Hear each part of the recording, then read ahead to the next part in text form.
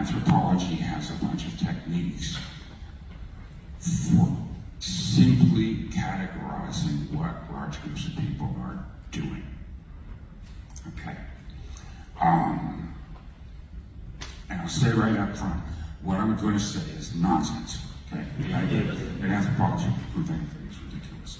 So I will hopefully say a few offensive things, but there's no reason it shouldn't be, because the whole exercise is ridiculous to begin with.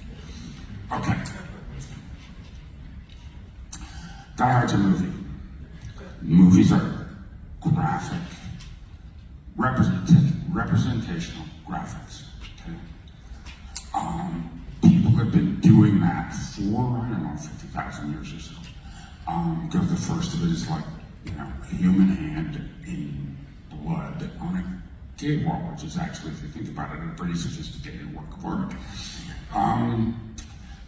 But curated representational graphics started only about 5,000 years ago in the Middle East, in Mesopotamia.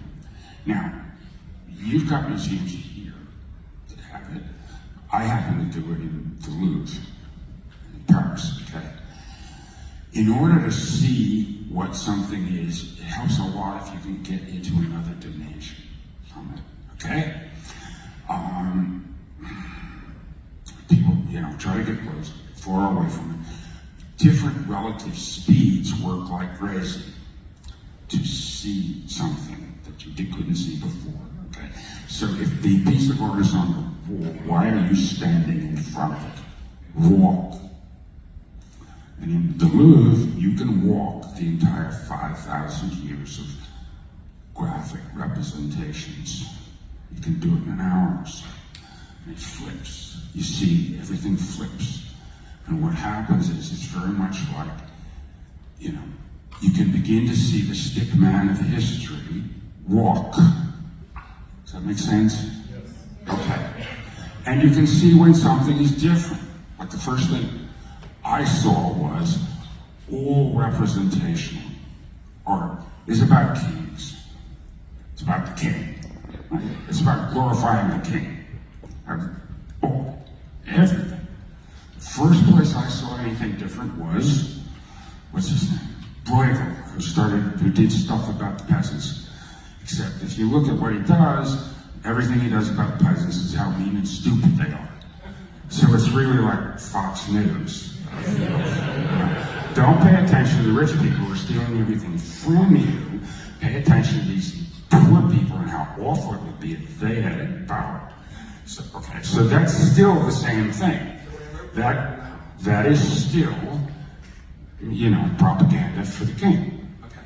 The first place I saw anything different, everybody will see a different thing. What I saw was, by 1770, the guy in several French painters, David, began painting people who weren't aristocracy, who weren't part of the kings, right? And giving them kind and intelligent faces and far-seeing eyes and all sorts of stuff that had only been depicted in the world to kings or the aristocracy. And these were people who were they were an aristocracy of the intellect, of the mind, all these people. Now, you can say that doesn't mean anything, but 20 years later, that group of people marched the king to the guillotine. Okay?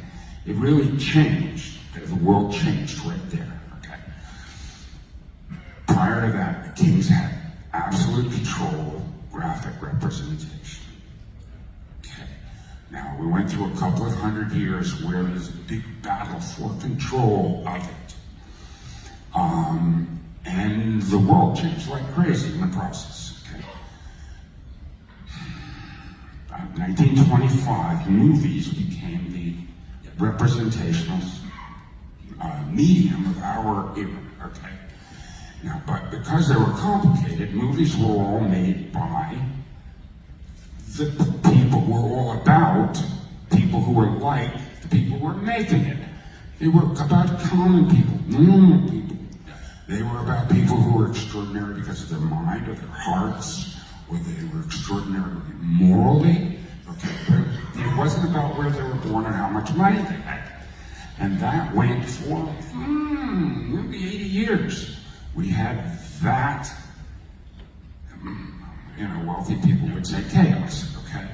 Now, beginning in about 1985. We're getting close to that. We're getting close to that. You're worried that I'm just going to keep going, okay? Hey, look, I could start singing.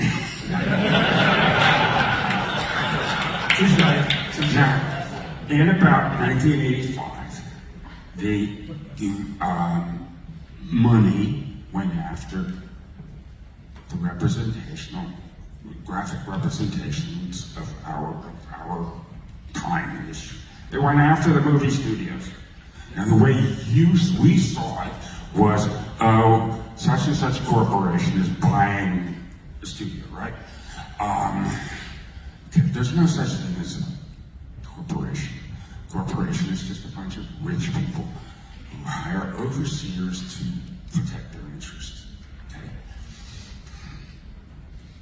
Now, we had one of the last, we were lucky, we had one of the last real filmmakers running a studio. It's Golden, isn't it? And he protected us. He knew what we were doing. He understood the politics of what we were doing. But he was already surrounded by dogs of the rich. Okay.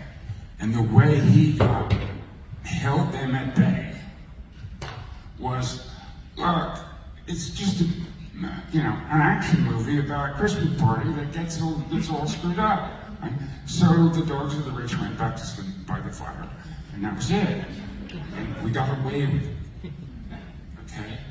So the proof that it is a Christmas movie is the only way a movie as political as this one could have been made was if it had something distracting, like it was a Christmas movie.